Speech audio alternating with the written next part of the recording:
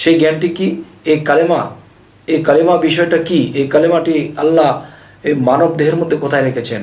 হে মুর্শিদ, আমি আপনার কাছে এসেছি, আপনি চীনা দেশের লোক, আমি অচীন দেশের লোক, আমি নিজেকে চিনি না, আমি নিজেকে হারিয়ে ফেলেছি, আপনার কাছে এসেছি, সেই কালেমাটা আমার মানব দেহের মধ্যে কোথায় আল্লাহ ফিটিং করে রেখেছেন তা আমাকে দেখিয়ে দিবেন। এবং হে গুরুজি, হে মুর্শিদ, আপনার কাছে এসেছি যে এই বিসমিল্লাহ সৃষ্টি না করলে আল্লাহ এই জগৎ কিছুই সৃষ্টি করতেন না। এই বিসমিল্লাহটা আল্লাহ মানুষের মধ্যে কোথায় রেখেছেন? এই জিনিসগুলো যখন আমি জানতে পারবো, একজন মুর্শিদ আমাকে দিবে, তখনই আমি সেই মুর্শিদকে আমি মুর্শিদের সম্মান দিয়ে তার চরণে আমার ঠাঁই খুঁজে নেব। তখনই দেখা গেছে যে এই পৃথিবীতে থেকে আমি যতটুকু সাধনা করব ততটুকু অগ্রসর হবই। তবে আমি যখন আমাকে চিনলাম, আমার মধ্যে কালেমাকে চিনলাম, আমি আমার মধ্যে বিসমিল্লাহকে চিনলাম, এবং সেই বিসমিল্লাহর 19টি হরফের মধ্যে আমি চিনলাম, এবং সেই বিসমিল্লাহর 19টি হরফ বা হরফের ভিতরে ঢুকলো। সে বা হরফটি আমার মধ্যে আল্লাহ কোথায় লুকিয়েছেন, এবং বা হরফের ভিতরে যে বা হরফের নিচে যে নক্তা, এই নক্তার মধ্যে কি বিষয় লুকানো আছে, এই জিনিসগুলো আমার মধ্যে কোথায়, বা হরফের নক্তাটা আমার মধ্যে কোথায়, যখন আমি দেখব তখনই আমি তাকে মুর্শিদ রূপে মানব। এবং সেই রূপে যখন আমি প্রেমে ফানাফিল্লা হব, একদিন কি হবে?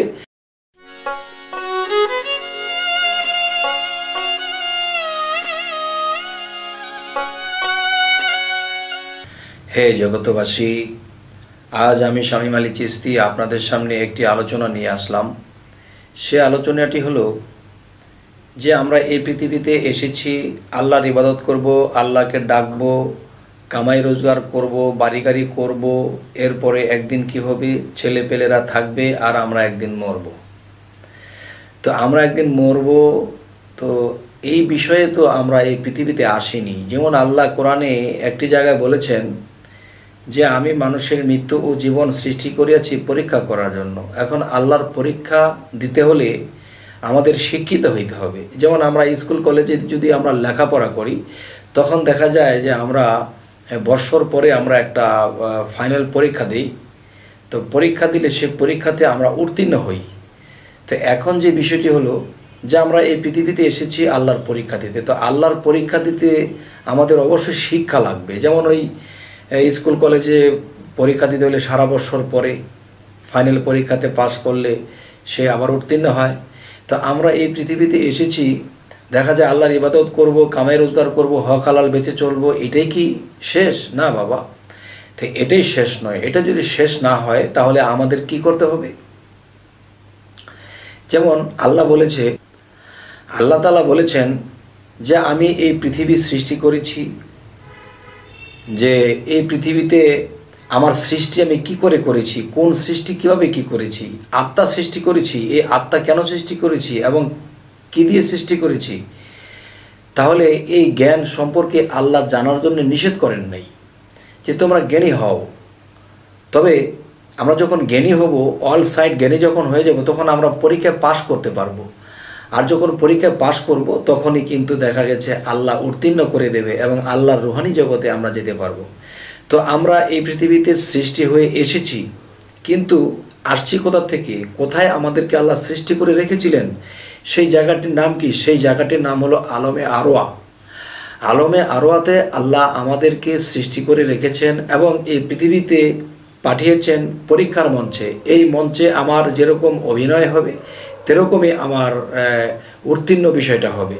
তো এই মঞ্চের মধ্যে আমাদের অভিনয় ভালো হলো না, দেখা গেছে যে আল্লাহর ইবাদত করলাম, মানুষের সাথে খারাপ ব্যবহার করলাম, এবং দেখা গেছে যে এক একটা দলিল বা এক একটা গ্রন্থে যদি আমরা লক্ষ্য করি, দেখা গেছে সেখানে বলা হয়েছে যে মান আরাফা নাফসাহু ফাকাদার রাব্বাহু, যে সর্বপ্রথম তুমি তোমার নিজেকে চিনো, এরপরে তোমার রবকে চিনবা।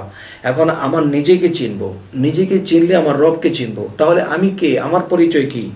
এখন আমি জন্মান্তরে নিজকে হারিয়ে ফেলেছি। আমি আমাকে চেনার জন্য, জানার জন্য আমি মুর্শিদ ধরেছি। যখন আমি মুর্শিদের কাছে গেলাম তখন দেখা গেছে যে বায়াত হলাম, কিন্তু আর কোনো দিন গেলাম না, আর কোনো দিন খবর নিলাম না। তো নিজেকে চেনার জন্যে আমি অচিন দেশের লোক ছিলাম, তাই একজন চীনা লোকের কাছে, আমি চীনা দেশের লোকের কাছে যখন গেলাম, তখন তিনি আমাকে নিজেকে চিনিয়ে দেবে, নিজেকে চিনিয়ে দিয়ে আমাকে মুরিদ করবেন যে বাবারে তুমি জন্মান্তরে হারিয়ে গেছো, তুমি যে কে, তুমি কি জানো? তাহলে তুমি তোমাকে জানার জন্য একজন জানা লোকের কাছে এসেছো। তখন আমরা জেনে নেব সেই মুর্শিদের কাছে। তখন আমরা জেনে নেব কি? আমরা তখন জেনে নেব যে আল্লাহ আমাদেরকে সৃষ্টি করেছে, যে এই সমস্ত বিশ্ব ব্রহ্মাণ্ড আল্লাহ যখন সৃষ্টি করেছেন, এর আগে আল্লাহ কি সৃষ্টি করেছেন? এর আগে সৃষ্টি করেছেন আল্লাহ কালেমায়ে তাইয়্যিবা লা ইলাহা ইল্লাল্লাহ মুহাম্মাদুর রাসূলুল্লাহ। সর্বপ্রথম আল্লাহ এই কালেমায়ে তাইয়্যিব যে বিষয়টা, এই কালেমাটা আল্লাহ সৃষ্টি করেছেন। এবং এই কালেমাটা কোথায় নিহিত? এই কালেমাটা বিসমিল্লাহর ভিতরে নিহিত। আর এই বিসমিল্লাহটা কোথায় নিহিত? এই বিসমিল্লাহটা নিহিত বিসমিল্লাহর 19টি হরফের ভিতরে। আর বিসমিল্লাহর 19টি হরফ কোথায় নিহিত? বা হরফের মধ্যে নিহিত। আর এই বা হরফটি কোথায় নিহিত? এই বা হরফটি বায়ের নক্তার ভিতরে। হে জগতবাসী, এই বায়ের নক্তার ভিতরে যদি আমরা এই খোঁজখবর নিতে না পারি, তাহলে কখনোই আমরা সেই উচ্চ জ্ঞানী হতে পারবো না। আর আল্লাহ বলেছে, আল্লাহ মহাজ্ঞানী, আর আমাদের ক্ষুদ্র জ্ঞানী আমরা পৃথিবীতে এসেছি। কিন্তু এই ক্ষুদ্র জ্ঞানী হয়ে থাকলে আমরা কখনো আল্লাহর সাথে মিশতে পারবো না।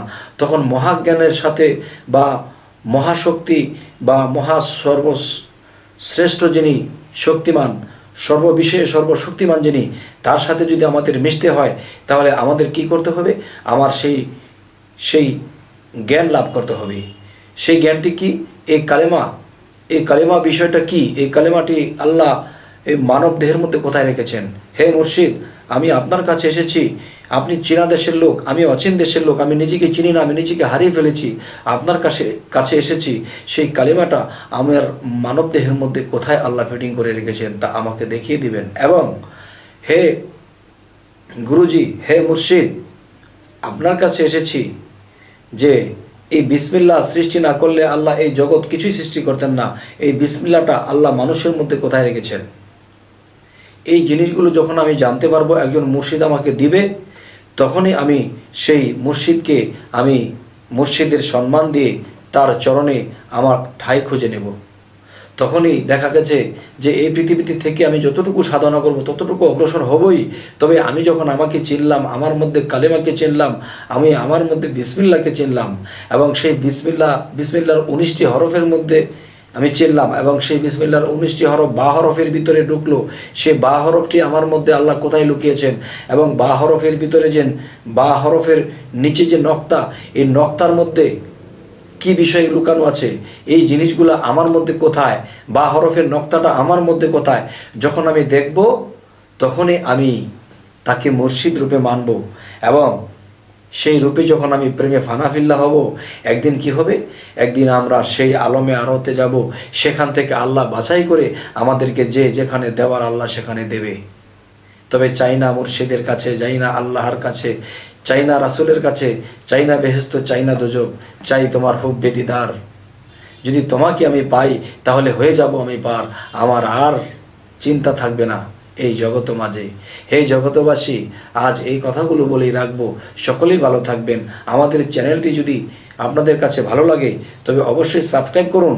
তবে আপনাদের সাথেই আমি থাকবো। যখনই আপনাদের মনে পড়বে, তখনই মনে করেন আমি আপনাদের সামনে উপস্থিত হব। যদি কিছু কথা আপনাদেরকে পেশ করতে পারি, বলতে পারি, নিজের জীবন ধন্য হয়ে যাবে। হে জগতবাসী, আজ এই বলেই রাখছি, সকলেই ভালো থাকবেন। আল্লাহ হাফিজ।